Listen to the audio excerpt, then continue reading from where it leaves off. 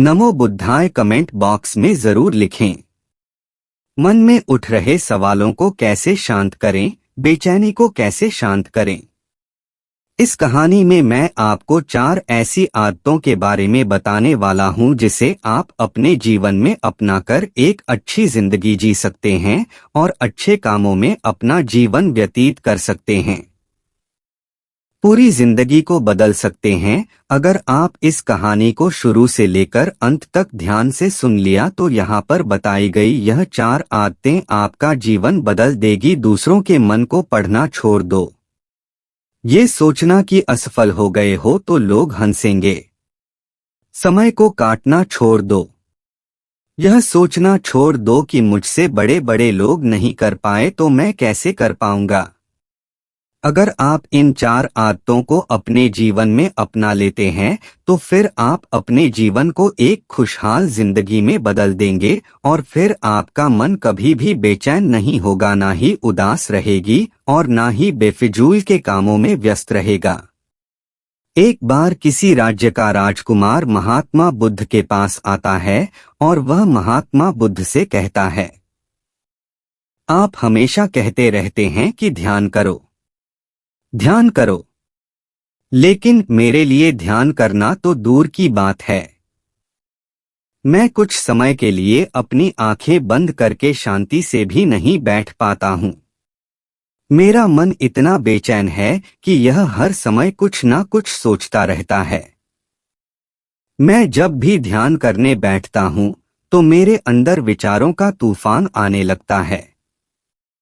लोगों के बारे में सोचकर, अपने जीवन की बीती घटनाओं के बारे में और अपने भविष्य के बारे में और ऐसी ही ना जाने कितने सारे अजीबोगरीब विचार लगातार मेरे मन में आते रहते हैं। मैं इन्हें रोकने की बहुत कोशिश करता हूँ, लेकिन जब मैं इन्हें रोकने में असफल हो जाता हूँ तो मैं ध्यान को तोड़कर बैठ जाता हूँ। इतनी बातें कहने के बाद यह महात्मा बुद्ध की ओर देखता है और कहता है, बुद्ध आप मेरी इस समस्या। बुद्ध ने कहा, मैं क्या समाधान बता सकता हूँ। सोचो, तुम्हारा ही मन है लेकिन यह तुम्हें कुछ देर तक आंख बंद करके बैठने भी नहीं देता है। कितना आजाद कर रखा है तुमने इसे। राजकुमार ने कहा, बुद्ध मैंने बहुत सोचा लेकिन मुझे अपनी इस समस्या का कोई समाधान समझ नहीं मिला, इसलिए मैं आपकी शरण में आया हूँ। अब आप ही कोई रास्ता दिखाएं।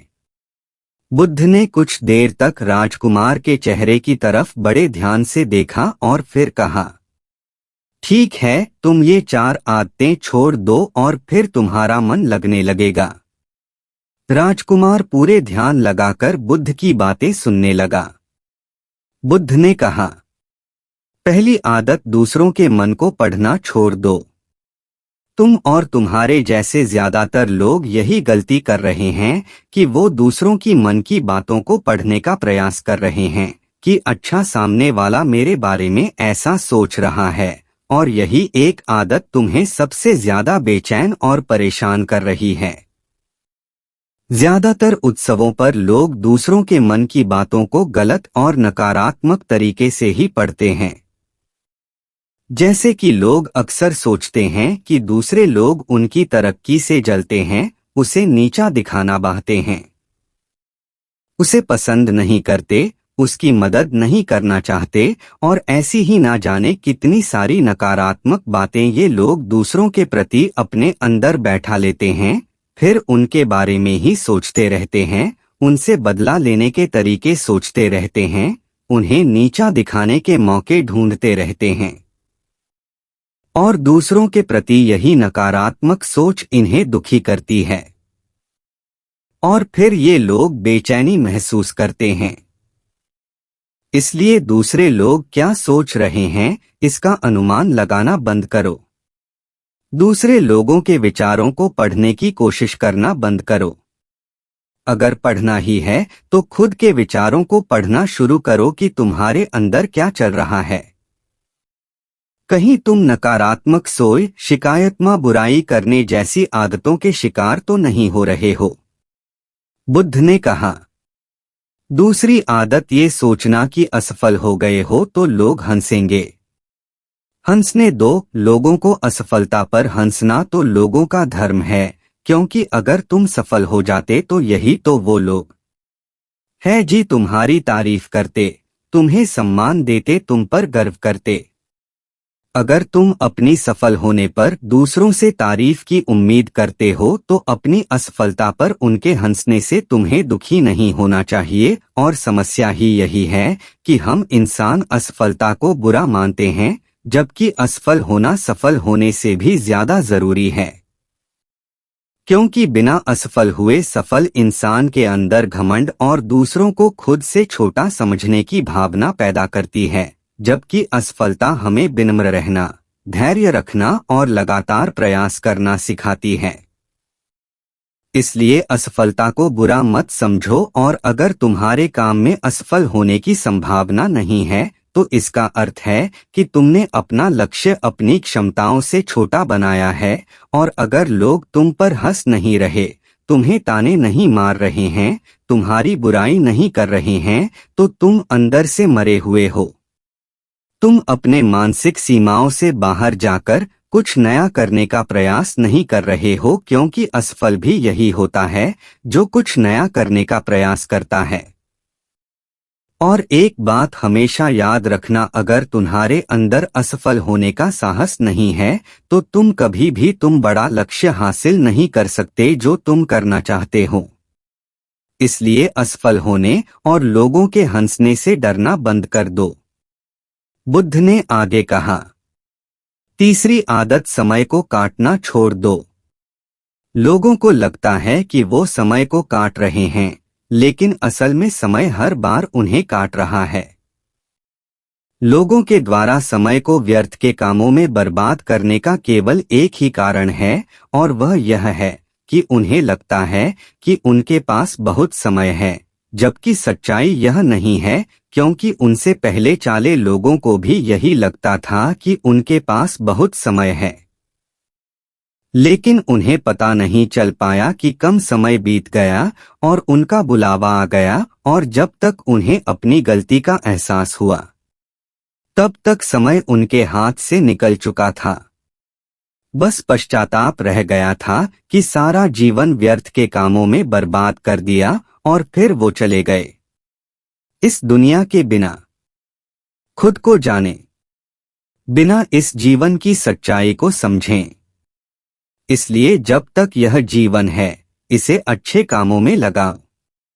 खुद को जानने में, दूसरों की मदद करने में, लोगों को सही राह दिखाने में, मानवता के कल्याण में। और दूसरी बात, समय को बर्बाद करने से आज तक किसी को खुशी नहीं मिली है।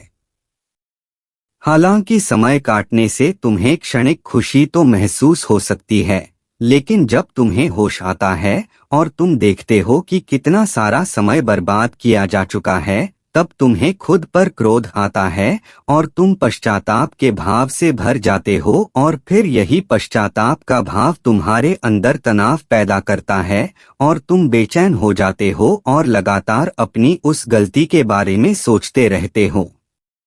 फिर तुम्हारा किसी भी काम में मन नहीं लगता और तुम उदास रहने लगते हो, और यह चक्र लगातार चलता रहता है, जिसकी शुरुआत हुई थी समय को काटने से। इसलिए समय को काटना बंद करी और वो करना शुरू करो जो जरूरी है। बुद्ध ने कहा, चौथी आदत यह सोचना छोड़ दो कि मुझसे बड़े बड़े लोग नहीं कर पाए तो मैं कैसे कर पाऊंगा। असल में दूसरों से खुद की किसी भी चीज में तुलना करना ही व्यर्थ है। सबकी परिस्थितियां अलग हैं, सबकी सोच अलग है। और क्या हुआ, अगर दूसरे नहीं कर पाए तो हो सकता है कि तुम ही कर जाओ, क्योंकि अक्सर वही लोग इतिहास रचते हैं जिनसे ज्यादा उम्मीद नहीं होती। और फिर हो सकता है कि जिसे तुम बड़ा समझ रहे थे, जिसके लिए तुम सोच रहे थे कि उसने बहुत मेहनत की है, बहुत प्रयास किया है, उसने कभी उतना प्रयास किया ही ना हो, केवल मेहनत करने का दिखावा किया हो।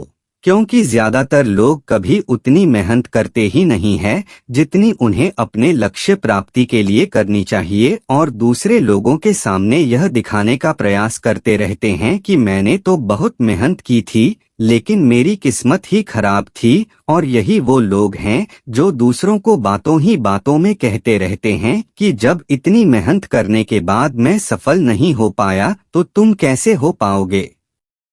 लेकिन अंदर ही अंदर यह इस बात को जानते हैं कि उन्होंने कभी उतनी कोशिश नहीं की थी जितनी उन्हें करनी चाहिए थी।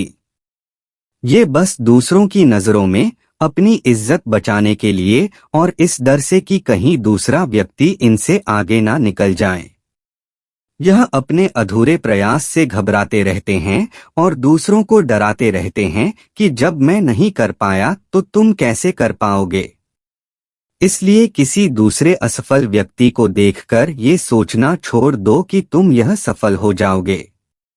तुम बस अपना सर्वश्रेष्ठ प्रयास करो और बाकी सब समय पर छोड़ दो। बुद्ध ने आगे कहा, अगर तुमने ये 4 आदतें छोड़ दी तो तुम्हारा मन एकदम शांत हो जाएगा और फिर तुम जहां चाहो वह अपना मन लगा सकते हैं। इतना कहकर बुद्ध मौन हो गई और राजकुमार को भी अब समझ आ चुका था कि उसे क्या करना है। उसने मन ही मन उन 4 आदतों को छोड़ने का निश्चय किया और बुद्धि का धन्यवाद कर वहां से चला गया। दोस्तों, इस कहानी से हमें यह शिक्षा मिलती है कि हमें यह नहीं सोचना चाहिए कि लोग मेरे बारे में क्या सोच रहे हैं। अगर मैं कोई काम करता हूं तो लोग उसे कम को लेकर हंसेंगे। इसके अलावा हमें अपना व्यर्थ ही समय बर्बाद नहीं करना चाहिए। इसके अलावा हमें कभी भी यह नहीं सोचना चाहिए कि अगर किसी व्यक्ति से कोई काम नहीं हो पाया है तो मैं उसे नहीं कर पाऊंगा। अगर दोस्तों आप मेहनत से किसी भी काम को करते हैं तो कोई भी काम छोटा या बड़ा नहीं होता और एक ना एक दिन सफलता अवश्य मिलती है।